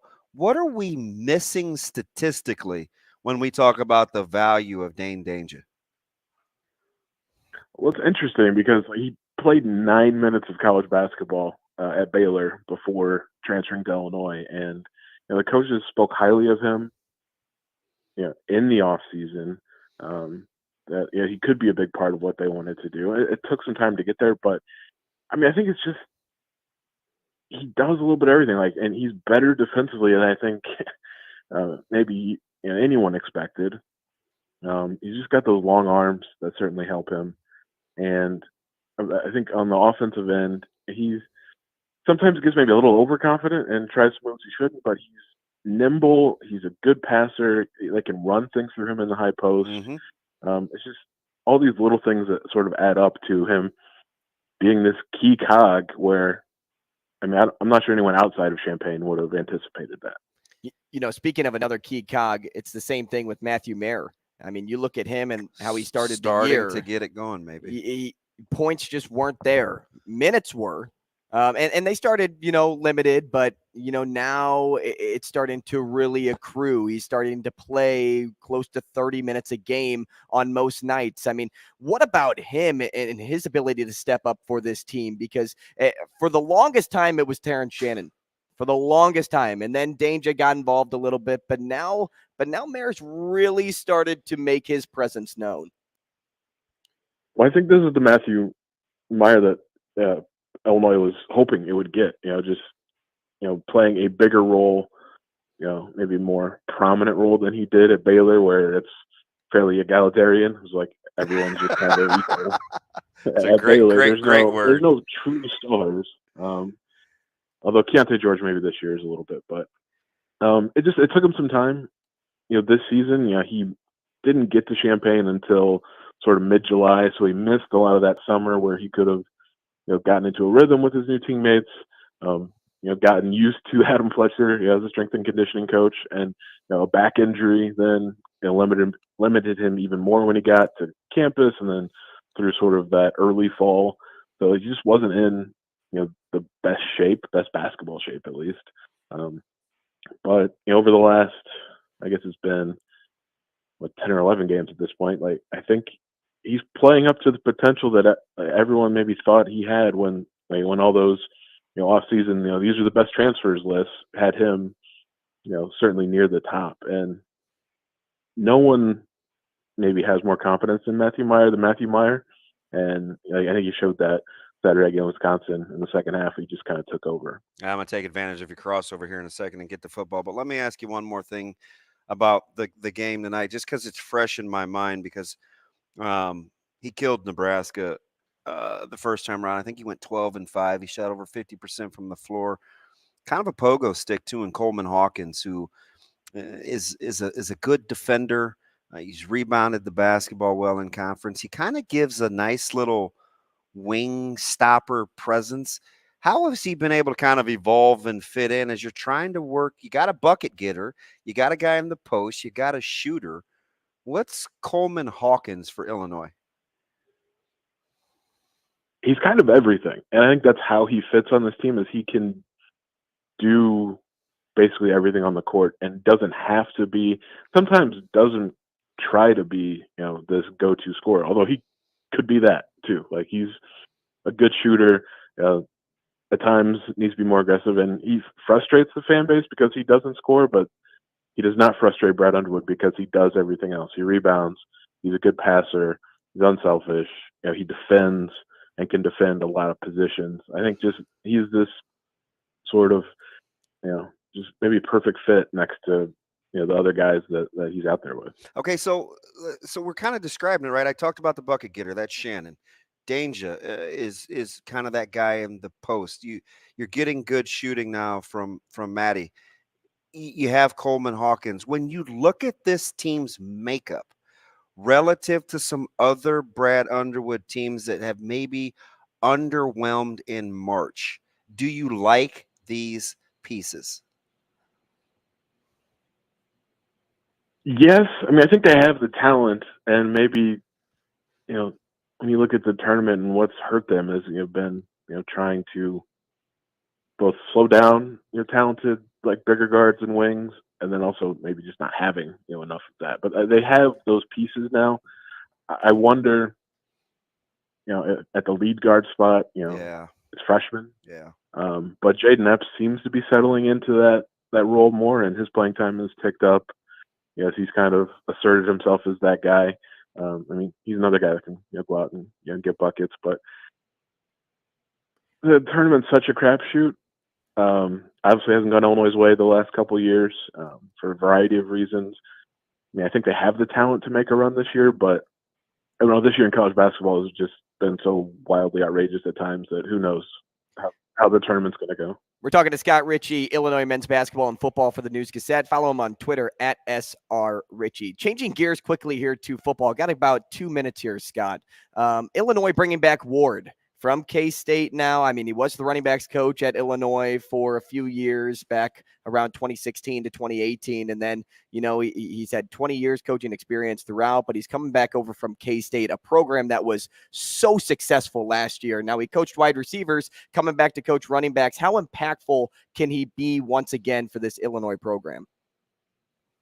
I think that was an important hire for Brett Bielema, and mostly because Thad Ward is a recruiter, and Bielema needed a strong recruiter to replace Corey Patterson at running backs coach, because Corey was a really good recruiter. Thad obviously has a ton of experience, has experience in Champaign, has experience in the state of Illinois, and that's been a central focus for Brett Bielema since he was hired, was recruiting the state of Illinois better.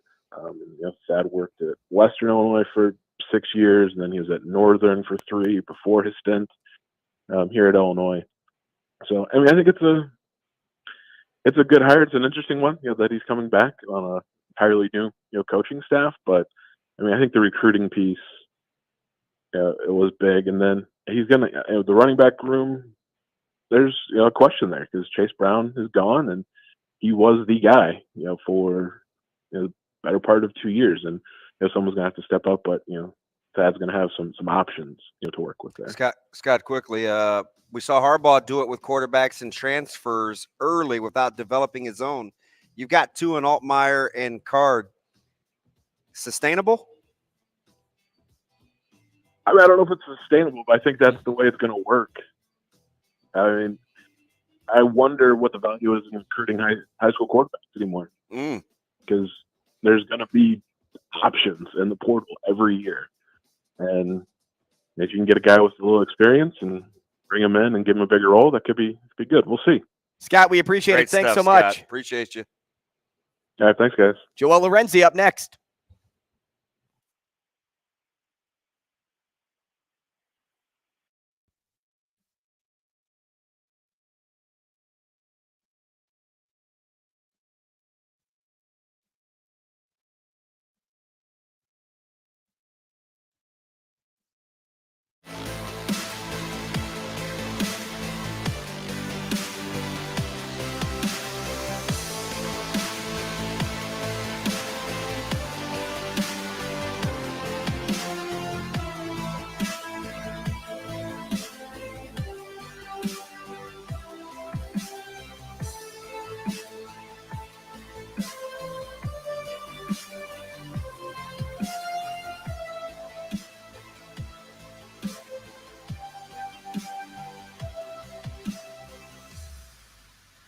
Rogers and Benning will be back in 3 minutes.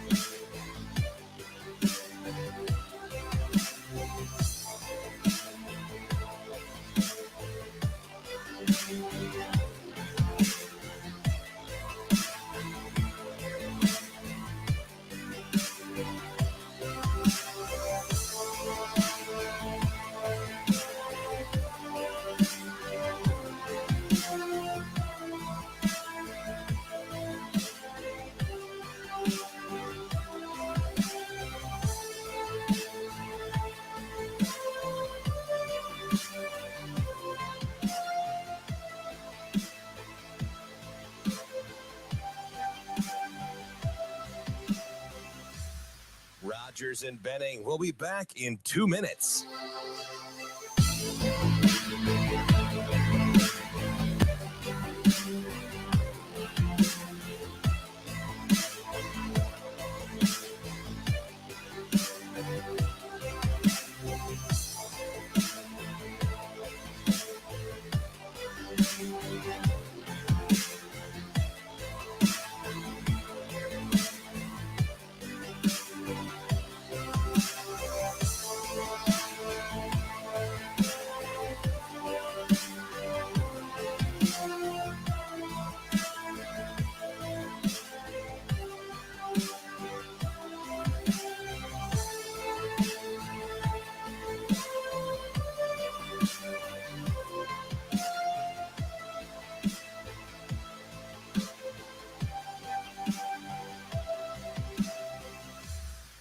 Rogers and Benning. We'll be back in 1 minute.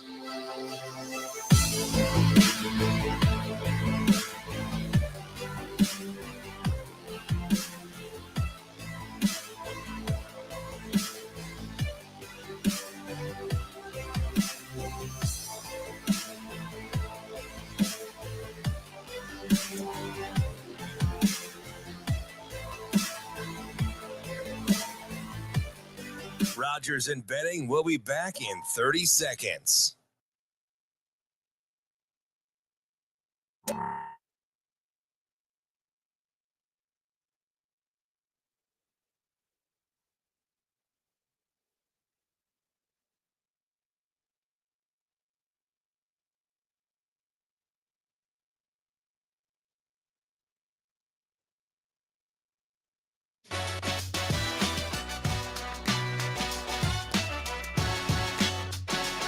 Coffee and Cream with Rogers and Benning on Hail Varsity Radio.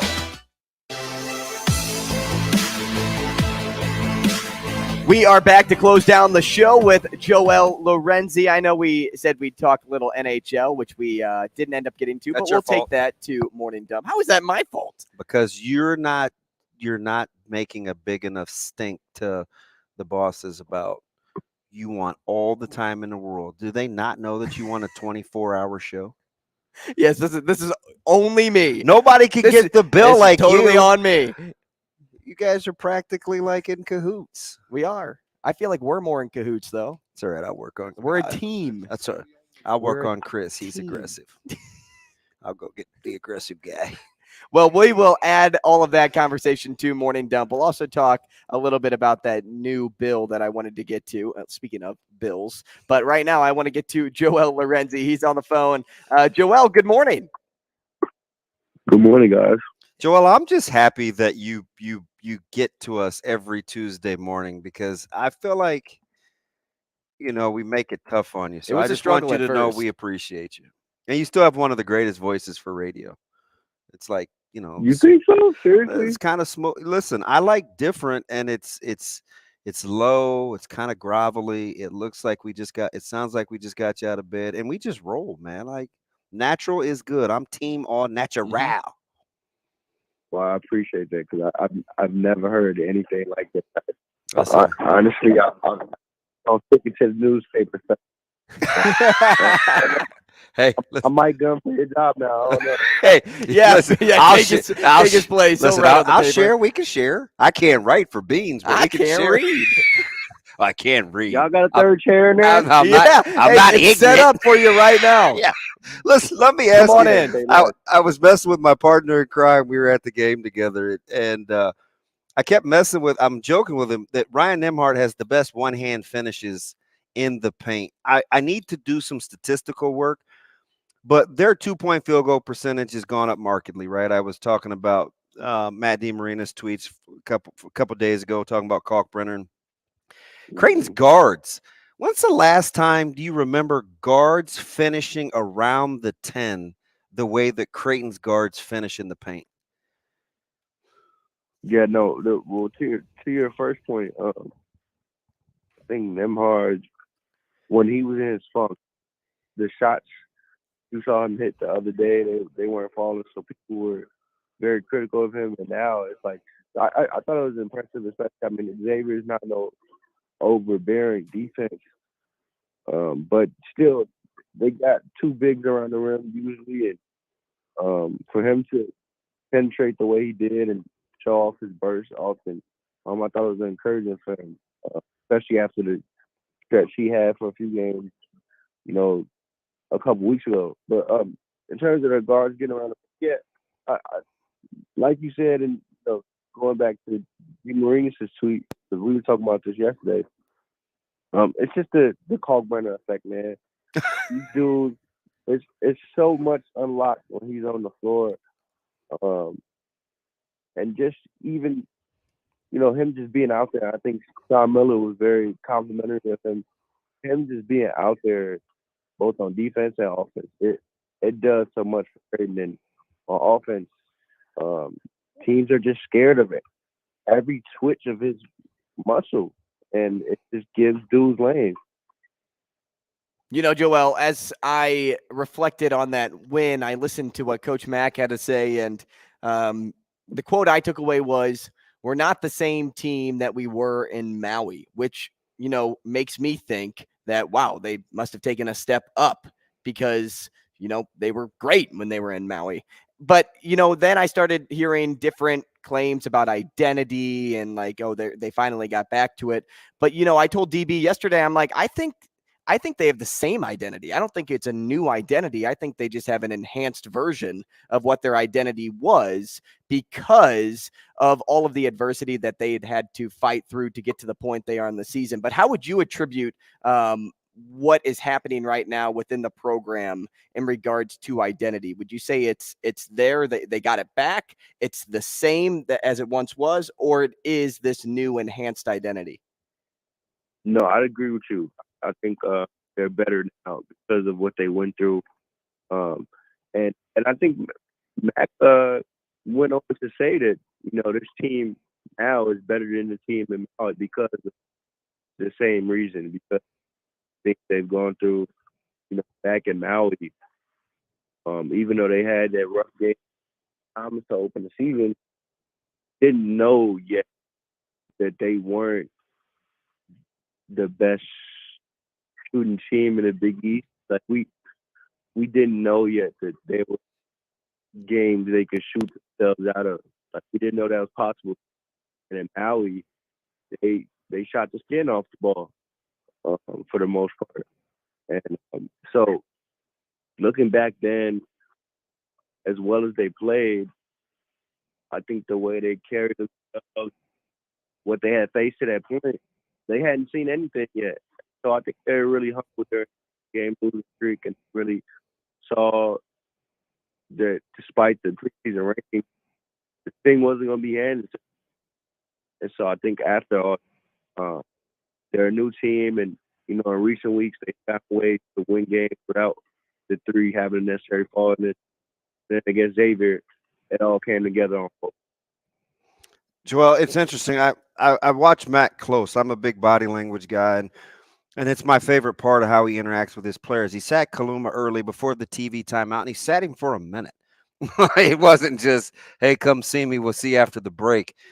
And it seems like I'm watching their vibe and their body language. He has full control of this team again in terms of what he wants and what he expects. And I watch guys nod their head in feedback and listen and make eye contact. Was that part of it? Him, and by him I mean Coach Mack, learning to reset expectation with bona fide superstars. It's not just Kaluma; it's a talented team, but it seems like he's reestablished that he's Coach Mack and they're going to play a certain way. Maybe I think I don't think he ever really had to reset expectations, because I think while the outside views, expectations might have shifted, and a lot of viewers might have had to step back on the way we view certain stuff. Mm-hmm. At least during the middle of the year, we had, I think, be patient with a lot of guys. I think Mac upheld the same expectations, and so I think it was just a lot of reassurance along the way. That's probably why I think most of these guys were able to find their rhythm and are comfortable in their role and comfortable out there. And you can see that especially with a guy like Kaluma, man. He's corner since the new year. And I think part of that was just, like I mentioned, all these dudes being fooled, and having the faith that they come around, and then have, you know, max reassurance along the way. It makes it bounce back. Joel, we talked to Aaron Torres earlier on in the show, and he mentioned Creighton and how they could be kind of a sneaky surprise team. You thought they'd be misseeded. Yeah, misseeded once the brackets officially came out. How do you think other teams are assessing Creighton right now in the Big East? And do you believe with the momentum they're carrying, I'm going to go back to now John Fanta from a couple of weeks ago, a Big East title could be in their future? Yeah, I think obviously that's the popular opinion, right? That they're going to be probably the scariest upset that I could think of in recent memory if they do end up being an 8-meter or high. But at this rate, with games they're winning, if they keep winning like this, because it seems like they're hitting their stride right now, I don't know how long we'll be in the conversation. I don't think they can stay misseeded team forever, right? I think this season goes well for them. I think we're talking about a 4 or 5, maybe at worst a 6 if we really just care enough and really see that 6-game streak is a blemish. But I don't think they stay projected 8 or 9 or 10 forever. That seems ridiculous at this point. Something or nothing.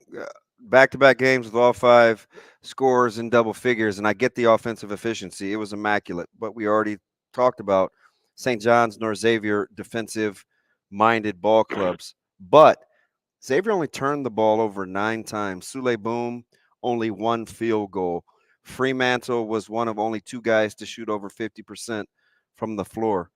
Are we discounting Creighton defending as part of this run? What you mean discounted? Well, it doesn't seem like we're talking about them defensively enough. No. Well, if you read my work, I do. I'm validating Joel Lorenzi is what I'm doing. Call him out. Yeah. Well, no. Well, I think it's been easier maybe to point at, especially in that Xavier game, the defensive job, because I think the consistent scoring across the board it's sustainable at this point now. All those guys average double figures. I think it's been more efficient and it's seen easier in recent games because I think they just know how to play together now and they know each other's spots, whatnot. But the defensive end was so good. I mean, that's the only reason they spanked Xavier the way nobody has yet. If Sule Boom even gets off for 10 points, that's probably a different game. Nobody has defended him that way, so it's made for that. Joel, you're the best, man. Appreciate your time. We'll talk again next week. Thanks, buddy. Appreciate you guys. At JX Lorenzi on Twitter. He's the Creighton beat writer for the Omaha World-Herald. That'll do it for today's show on Coffee and Cream, but stay tuned because tomorrow we have a lot more in store. We're headed over to your favorite podcast platform for Morning Dump now.